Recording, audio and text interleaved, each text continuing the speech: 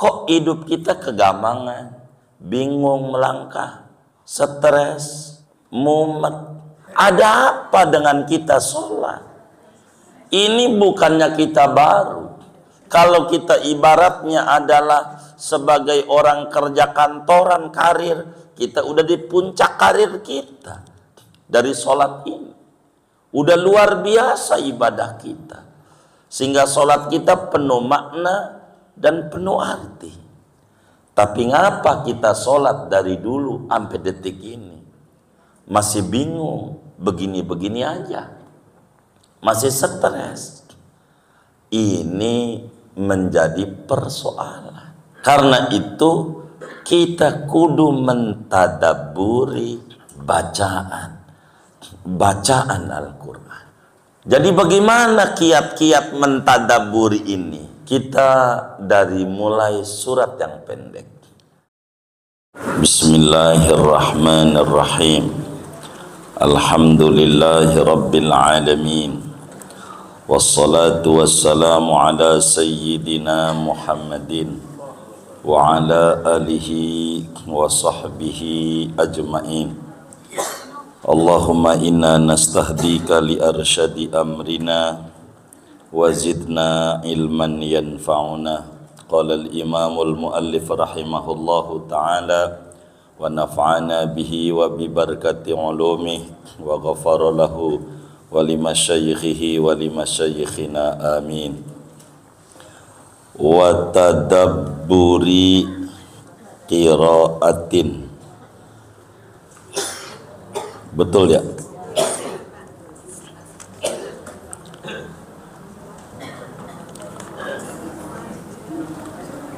Ay ta'ammuli ma'aniha wa tadabburu qiraatin. Wa tadabburu qiraatin, dan disunahkan mentadabburi bacaan-bacaan salat. Ay ta'ammulu ma'aniha, yakni merenungi makna-makna bacaan-bacaan salat. Qala ta'ala, berfirman Allah Ta'ala, afala yatadabbarunal Qur'an, maka apakah tidak mentadabburi oleh mereka akan Al-Qur'an. Wali anna bihi yakmulu maqsudul khusyu'i, dan karena bahwa dengan tadabbur sempurnalah oleh tujuan daripada khusyuk. Wa tadabburu dzikrin, dan disunnatkan mentadabburi zikir salat, qiyasan alal qiraati, padahal mengqiyas atas al-qiraati, bacaan Al-Quran di dalam salat. Wallahu a'lam bisawab. Kita bedah. Bapak, Ibu, saudara-saudara sekalian yang mulia, pagi ini kajian kita masih melanjutkan sunnah salat pada paparan ketiga, yaitu sunnah di luar daripada yang pokok-pokok daripada solat. Karena sunnah solat itu ada sunnah sebelum solat, ada sunnah ketika solat, dan ada sunnah sesudah solat. Nah, di antara yang pokok daripada sunnah solat itu adalah kemarin sudah dibedah khusyuk. Nah, ini pagi ini kita berbicara tentang tadabburul qiraah wa dzikri. Jadi solat itu kalau pengen bermakna, kita harus mentadabburi bacaan-bacaan solat, baik bacaan itu daripada ayat-ayat Quran ataukah daripada zikir-zikir solat yang di luar Al-Quran. Nah, kalau masalah tadabbur ini kalau mau jujur berat. Kenapa berat bagi kita? Karena kita tidak bisa untuk mentadabburi bacaan bila kita tidak memahami makna. Ini yang rada repot. Tapi harus berupaya. Sebelum saya mengajarkan, menyampaikan kiat-kiat bagaimana supaya kita menuju tadabbur, saya akan bercerita sedikit. Semoga cerita ini menjadi bahan pijakan bagi kita bersama menuju materi kita, tadabburul qiraah. Jadi saudara, diceritakan ada seorang kiai demen miara binatang. Jadi kiai juga manusia, hobinya juga beda-beda. Ada yang kiai hobinya motor gede, begitu. Ada kiai yang hobinya mancing, macam-macam nih. Ada kiai yang hobinya miara burung, miara burung. Burung yang dimiliki adalah burung beo. Burung beo. Burungnya namanya burung beo. Bisa baca la ilaha illallah dengan fasih. Beoknya nih. Jadi setiap ada tamu ke rumah kiai, maka ini beo selalu baca la ilaha illallah. Setiap ada tamu yang datang ke rumah kiai, mesti beo bersuara membaca la ilaha illallah. Sampai dalam satu hari itu beo bisa 400 kali baca la ilaha illallah, saking tamunya rumah kiai itu banyak. 400 kali itu dalam setiap hari. Beo kalah kayaknya kita. Begitu. Sama beo. Beo aja la ilaha illallah bisa sampai 400. Adalah santri kiai, santri baru yang dia belum terbiasa ngurusi binatang, pengen khidmat sama kiai, dia giliran ngurusin. Itu burung beoknya akhirnya lepas dari kandang. Lepas. Dikejar tuh burung beo. Begitu. Untung beo ini dia terbang tidak tinggi. Beoknya. Jadi diparanin, dikejar, masuklah gang. Itu burung beo. Diparanin di depannya itu, di jalan raya ada truk, kena truk lah tuh beo tuh. Nabrak, jatuh. Beo tuh. Ada motor lewat, kelindes sama motor. Maka tuh beo sekarat. Beo tuh. Dilihat beoknya karena kelindes, terakhir ucapan dari beok nih, mati. 3 kali mati. Kiai nangis. Jadi kiai juga manusia masalahnya. Itu burung kesayangannya mati tuh nangis tuh kiai. Orang lah pada datang ngerumunin tuh beok tuh yang udah almarhum. Tuh beok mati. Beok mati. Itu orang nih bisik-bisik macem-macem, bergumam doang sama kiai. Timbang beo doang, begitu ditangisi. Ada juga, ada yang jawab juga, itu beo bisa baca la ilaha illallah. Ada yang ngerti burung juga nih orang yang timbang la ilaha illallah. No, di pasar pramuka bisa baca Fatihah sampai waladhdallin, bagus-bagus banyak. burung tuh di pasar pramuka.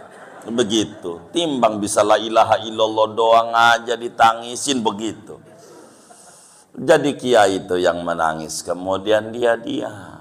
Kata kiai, yang saya tangisi bukan kematian beliau, tapi kalimat terakhir yang diucapkan oleh beliau itu yang saya tangisi. Begitu. Karena terakhir ucapannya mati. Dan sejujurnya yang saya tangisi bukan beliau, tapi sampean semua, kata kiai. Anda semua. Mulailah orang pada nunduk, bingung apa yang dimaksud oleh kiai. Begitu. Apa maksudnya kiai yang ditangisi kami semua? Kamu ini sholat dari dulu. Dari dulu sholat.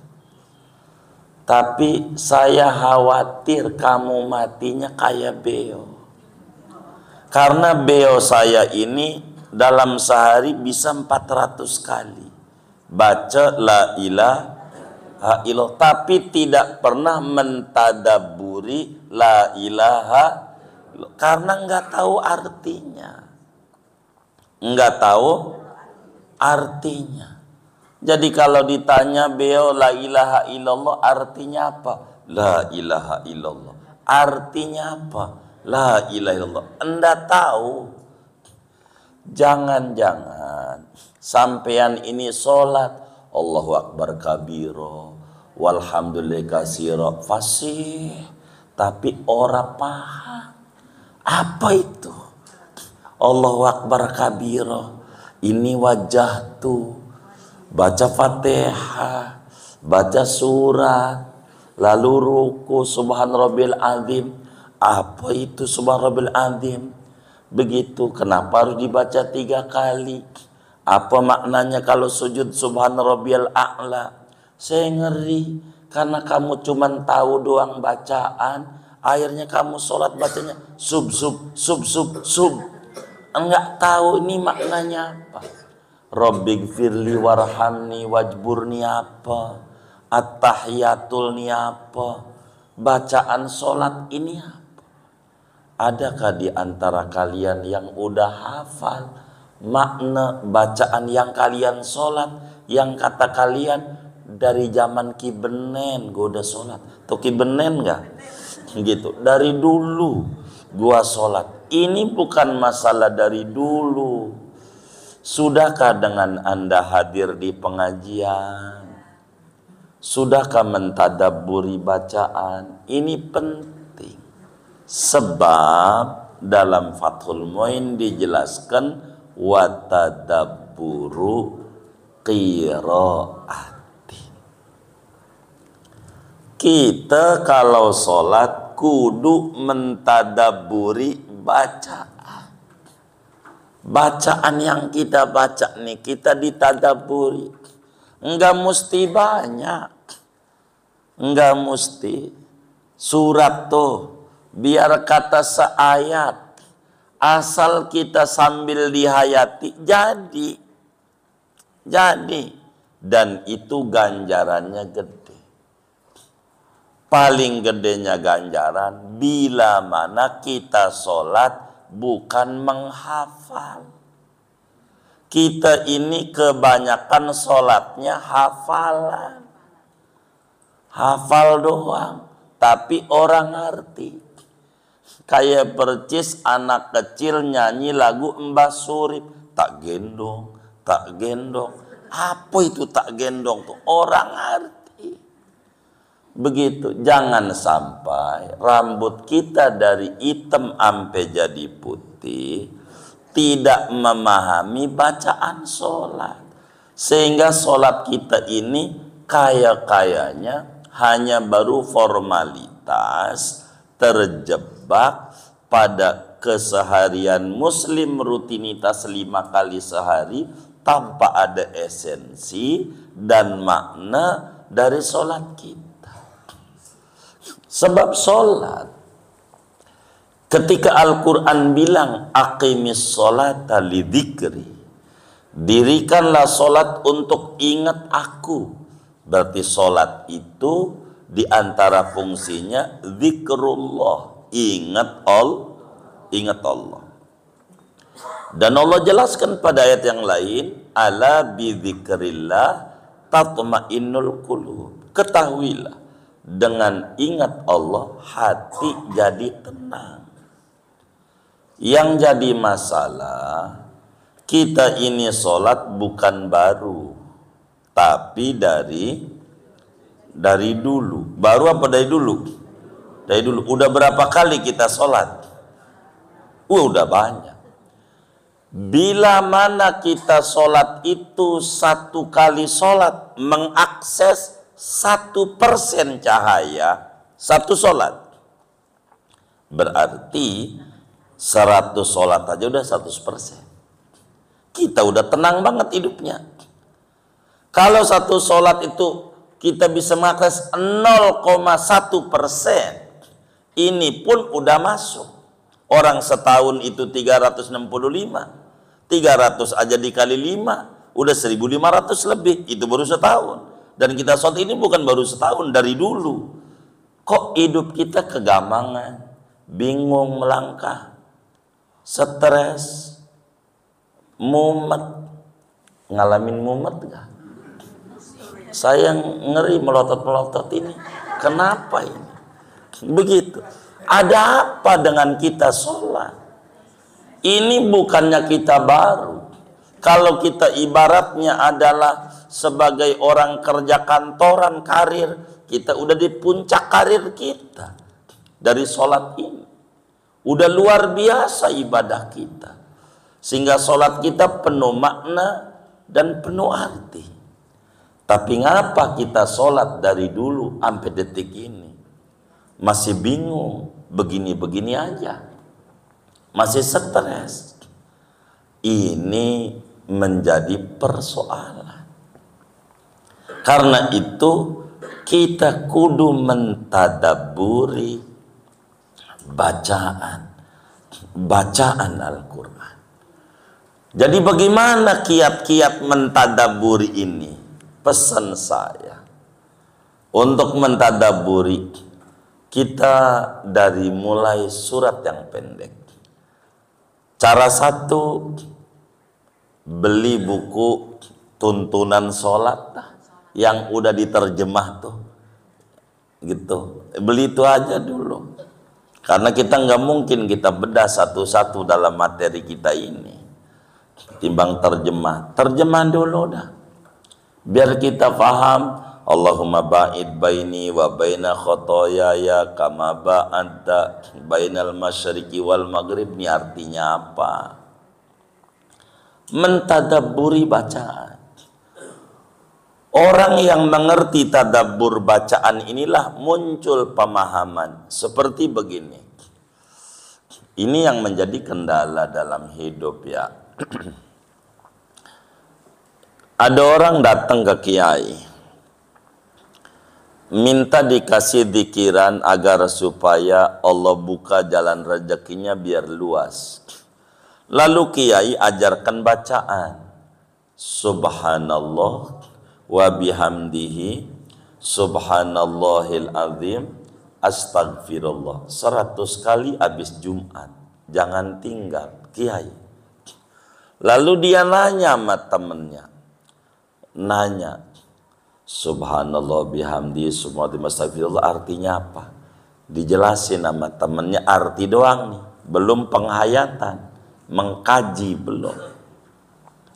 Maha suci Allah, dan dengan pujiannya, Maha suci Allah yang maha agung, aku mohon ampun pada Allah. Kata dia, ini nggak ada duit-duitnya ya, lempengan mana duitnya?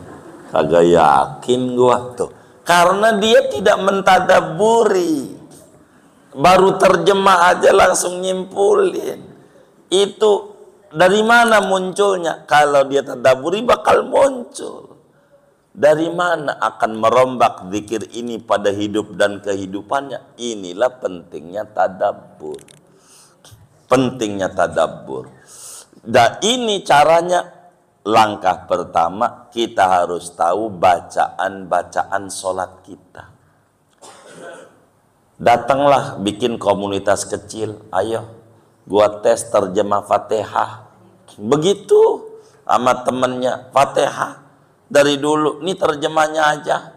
Karena sedih-san tuh suka ngaji tuh yang kayak begitu tuh. Nah itu biar bisa tuh. Jangan ditinggal tuh majelisnya. Malam apa itu ya? Masih ada nggak? Udah nggak ada? Oh udah nggak ada. Udah lulus? Lulus apa lolos ini Ustaz di sana? Lulus apa lolos? Lolos. Ini ditadabburi. Ini artinya dulu dengan nama Allah yang Maha Pengasih lagi Maha Penyayang. Ini maknain dulu dah, ntar tadabburnya. Makna dulu. Alhamdulillahirrahmanirrahim, Ar-Rahmanirrahim, Maliki Yaumiddin. Udah ini.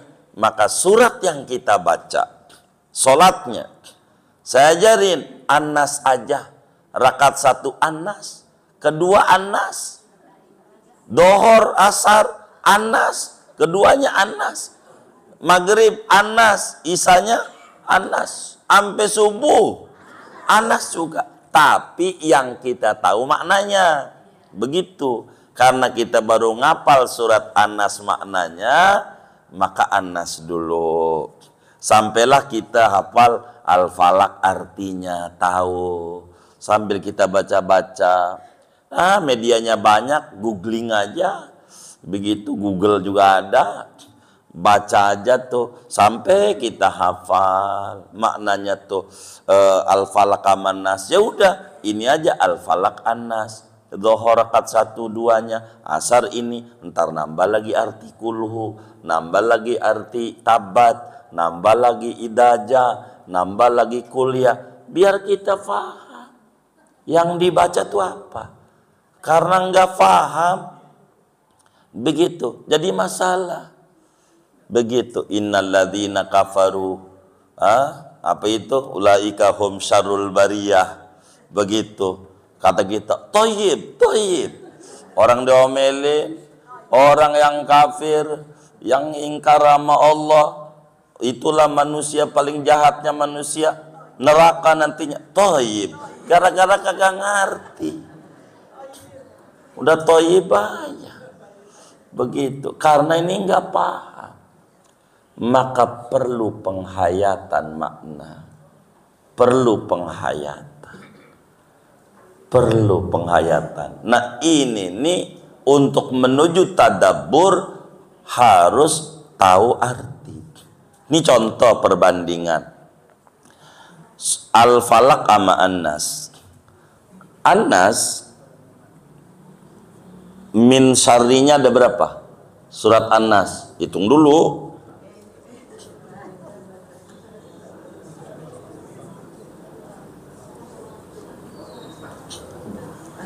Hah? Ada berapa min syarri An-Nas? Hah? 3 min syarri An-Nas. Nah, bunda kita nih cakep nih. Berapa? 1 ya. Ada 1 min syarri di An-Nas. Ada berapa min syarri? 1. Al-Falaq ada berapa min syarri?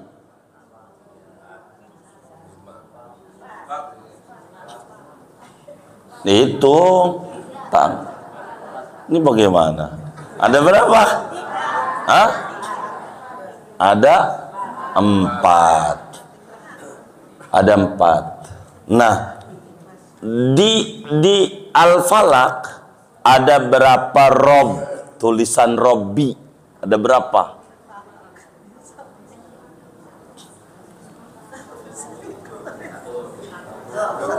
Hah? Atu. Di An-Nas ada berapa permintaan dengan sebutan kebesaran Allah? Rob, Malik, Ilah, Allah tuh artinya. Ada berapa? Ada berapa? Hah? Yang maknanya Tuhan ada berapa? Di An-Nas. Hah? Ada 3. Rabbin Nas, malikin nas, ilahin nas. 3 untuk satu. Untuk satu penyakit. Syari ini penyakitnya satu. Apelnya 3. Apelnya 3. Satu penyakit. Apelnya 3. Itu qul a'udzu birabbin nas. Qul bil falak penyakitnya 4 macam. Tapi dengan satu pel. Untuk 4 macam penyakit berbeda. Berarti ringanan yang di Al-Falak apa ringanan yang di An-Nas? Hah?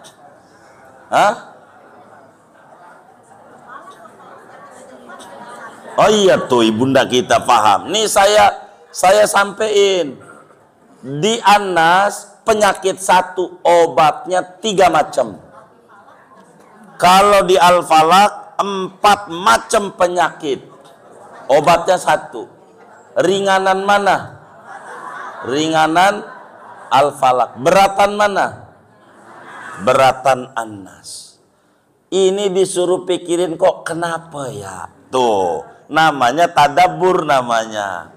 Tuh tadabbur. Kenapa ya? Di Al-Falak min syarri ghasiqin, min syarri nafa, min syarri dasad. Kelewat 1. Min syarri ma khalaq, min syarri ma khalaq. 4. Sampai kejahatan orang dengki. Hanya kita minta sama Allah Rabbil Falak. Wahai Tuhan pencipta subuh. Allah untuk 4 kejahatan. Tapi di An-Nas untuk 1 kejahatan. Dengan 3 nyambatnya. Rabbin Nas, Malikin Nas, Ilahin Nas. Betapa kalau mau jujur penyakit yang ditimbulkan oleh diri sendiri itu lebih besar dibanding penyakit yang ditimbulkan oleh alam sekitar, oleh orang lain. Begitu. Jadi penyakit itu adalah dari diri sendiri. Min syarril waswasil khannas alladzi yuwaswisu fi sudurin nas minal jinnati wan nas. Yang ngeganggu kita punya hati, bikin goyang di dada. Yang bisikin bisa jin, bisa manusia. Jadi penyakit yang paling parah adalah penyakit yang muncul dari diri sendiri. Ini paling parah. Nyambatnya 3. Rabbin Nas, Malikin Nas, Ilahin Nas. Jadi orang yang menjadi sengsara penyebabnya dirinya. Orang yang menyebabkan stres penyebabnya dirinya. Penyebabnya. Orang yang menjadi bingung hidupnya penyebabnya dirinya. Dia ngelihat kopi. Asam lambung. Itu dirinya. Ini jadi penyakit. Dirinya. Dia lihat sop iga. Kolesterol. Lihat emping. Semurat. Ini penyakit yang di dada. Ini yang menjadi stres dalam hidup. Jadi stres. Yang di diri ini. Dia kagak lihat bahwa itu kopi adalah Allah punya nikmat. Kita nggak ada yang bisa numbuhin kopi. Ada nggak manusia bisa numbuhin kopi? Siapa yang numbuhin? Allah. Dan Allah kalau numbuhin itu kopi kira-kira ada manfaatnya nggak? Ada. Dia kita asam lambung. Ini namanya alladzi yuwaswisu fi sudurin nas minal jinnati wanas. Temennya bisikin asam lambung. Kita langsung aja asam lambung. Gitu. Tahu kagak? Akhirnya hidup jadi sengsara. Duit banyak. Makan apa aja nggak mau. Ditawarin dia sop iga. Moh. Duren, darah tinggi. Apa aja. Sate kambing, iya. Apa aja. Ini gara-gara apa? Alladzi yuwaswisu, yang ngeganggu di dada kita, di mindset kita. Orang sebut sugesti. Segala sesuatu itu berangkat dari sugesti. Betapa orang baca tuh status WA orang, temennya nulis, kita intip. Wah, si Anu bikin status. Dah ngatain gua nih orang ya. Emang kurang ajar, najong banget dia. Nggak ada makasihnya sama gua. Ini ngomongnya kayak begini nih, kagak beres nih orang. Dia mah abis bikin status tidur, dia ngatain kita, bukan nulis-nulis aja dia mah. Nulis-nulis aja. Dia malah kita bermasalah. Nih yang bermasalah jadi kita nggak bisa tidur mikirin nih. Pertanyaannya disuruh dia ngintip nggak? Lah kagak. Ngapa kita ngintip? Kedua, dia nyinggung kita nggak? Lah belum tentu, dia menulis-nulis saja. Emang temennya kita doang. Begitu. Salah kita. Ini namanya alladzi waswisu fi sudurin nas. Diri sendiri. Nah ini nih ke dalam sholat kita suruh tadabburi.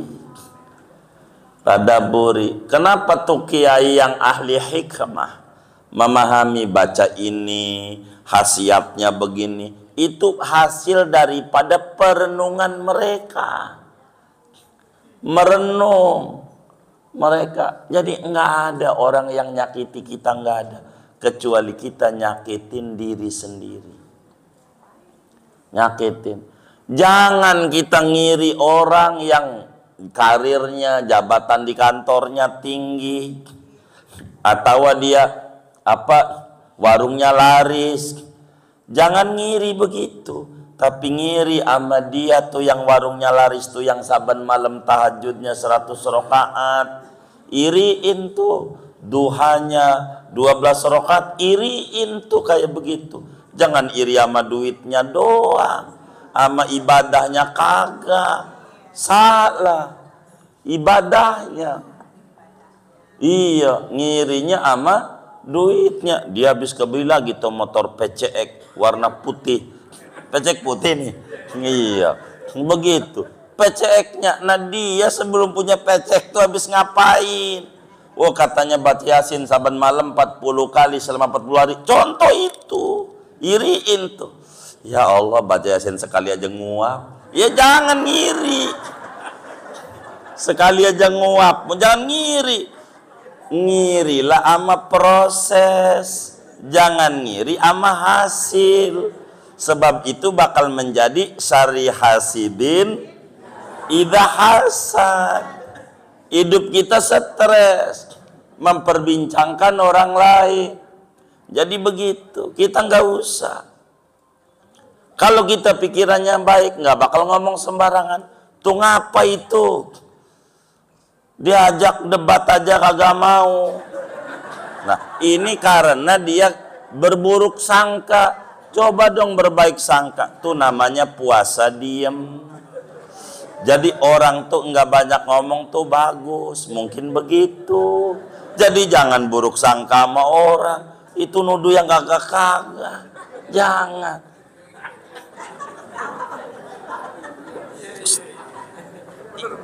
Jadi biar jangan pegel. Hidupnya pegel. Iya.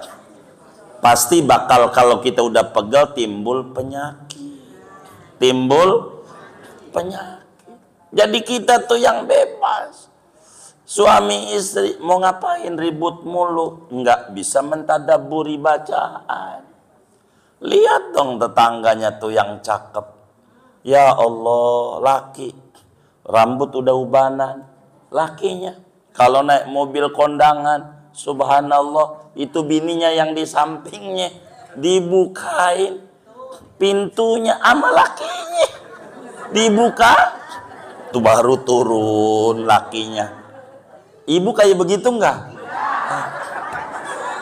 Nih contoh temen saya nih, dia cakep biar kata udah tua.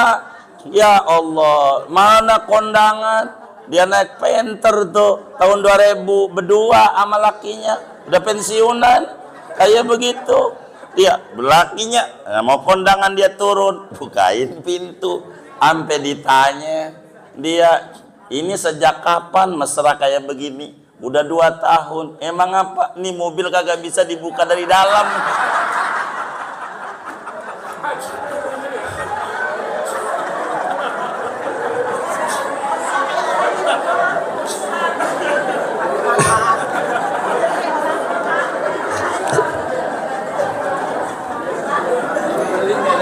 Apanya?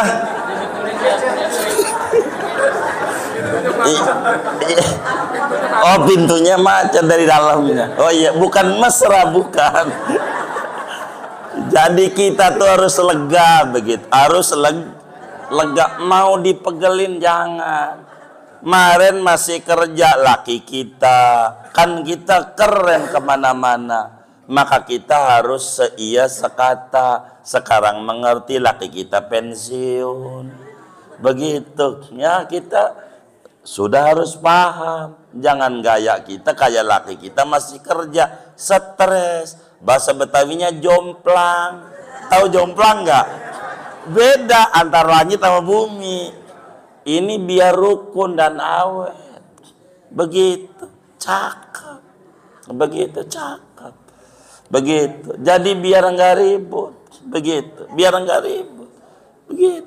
Lihat teman kita, Masya Allah, dia memanggil bininya aja nih, udah ubanan, dikit-dikit panggilnya cinta sama bininya, padahal udah ubanan, udah 70 tahun, dikit-dikit sama bini cinta, gitu jarang, yang muda-muda aja jarang, gitu manggilnya, gitu, ini rahasia.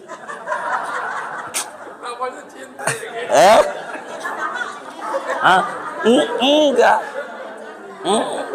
Emang dia begitu sama bini, panggilnya cinta, panggilnya. Jadi waktu tetangganya nanya itu, kenapa? Gua lupa nama bini gua, udah pikir daripada salah sebut.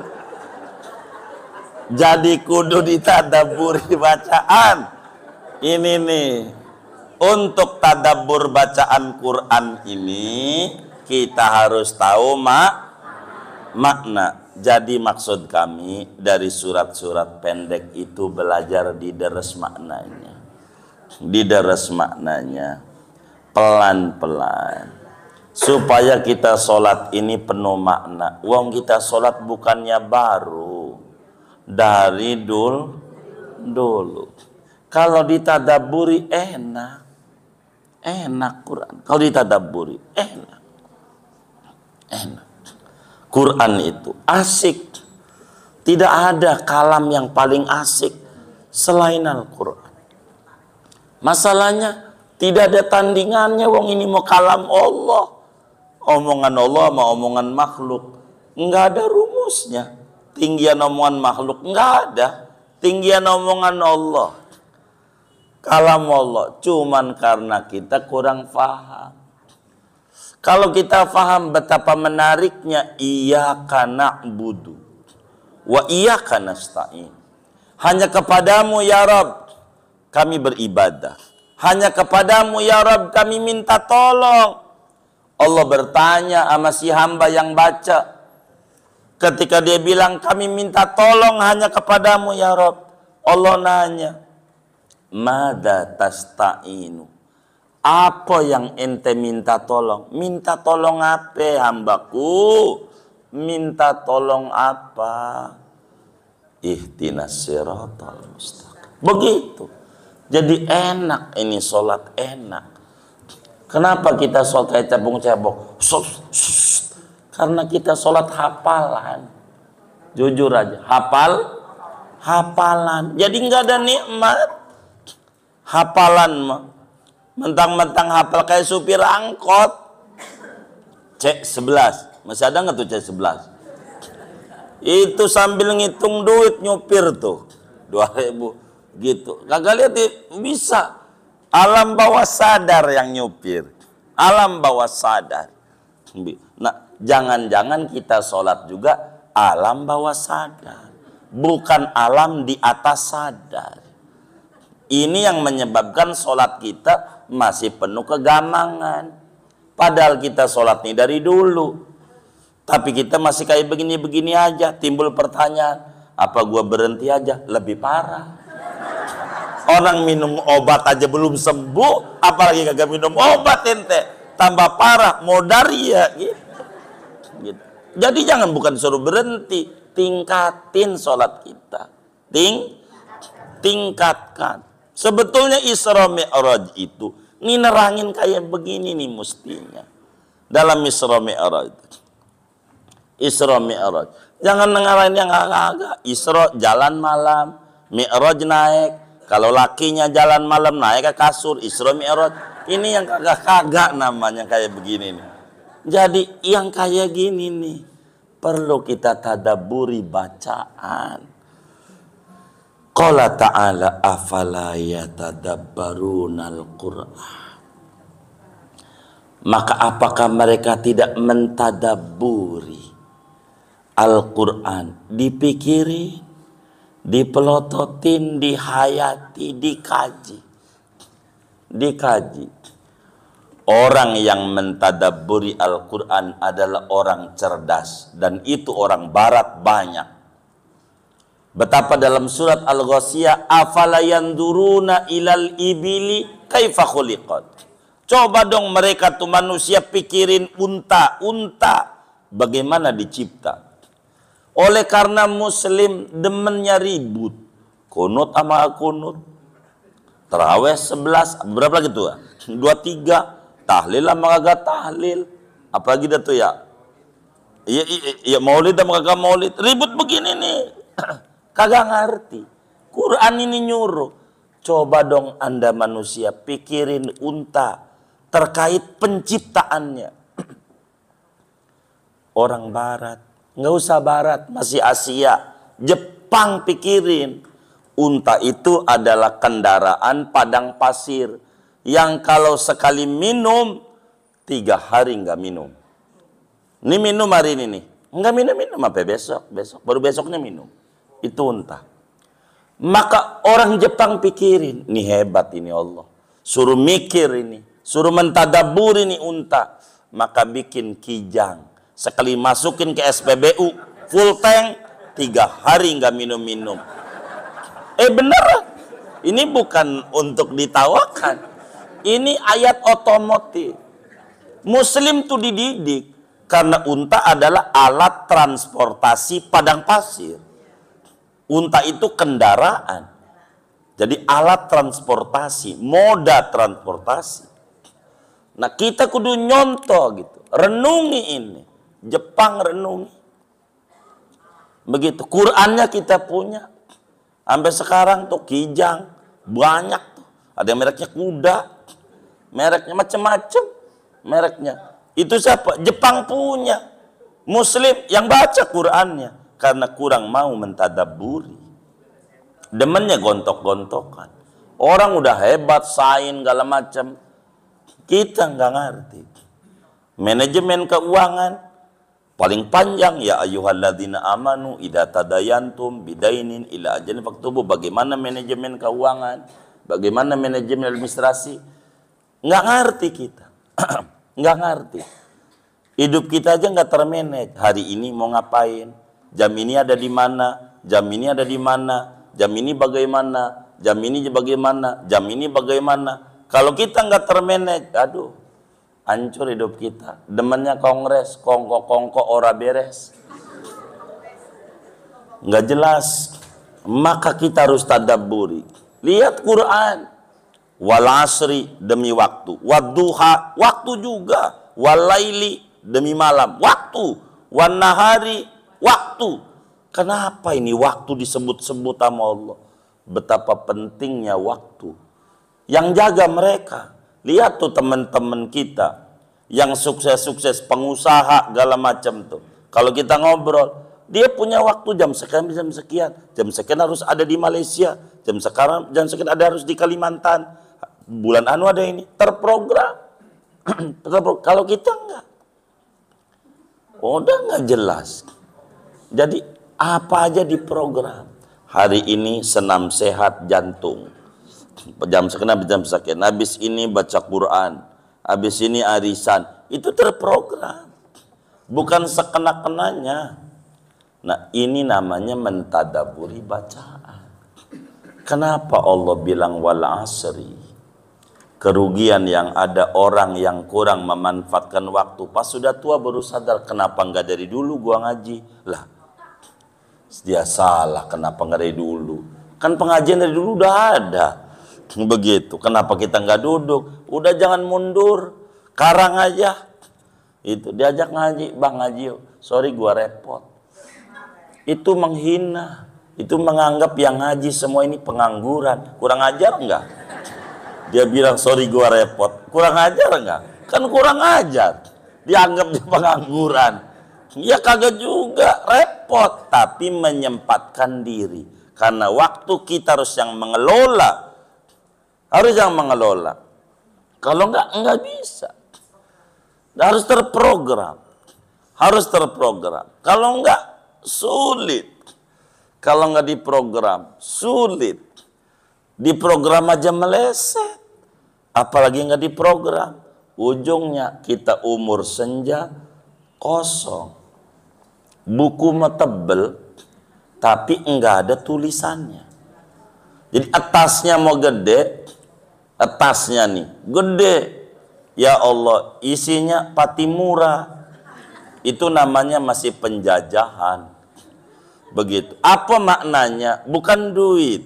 Umur mau panjang, tapi ibadahnya dikit. Namanya penjajahan. Begitu. Umur panjang. Banyak umur. Tapi enggak ada nilai kebaikan yang kita kerjakan. Ujungnya kita nyesel.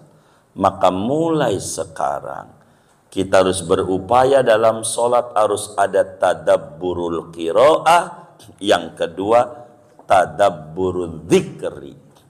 Bacaan sholat, inni wajjahtu wajhiya. Yang terjemahnya doang. Ya Rob, saya terjemah bebas. Ya Rob, saya ngadep sama engkau nih.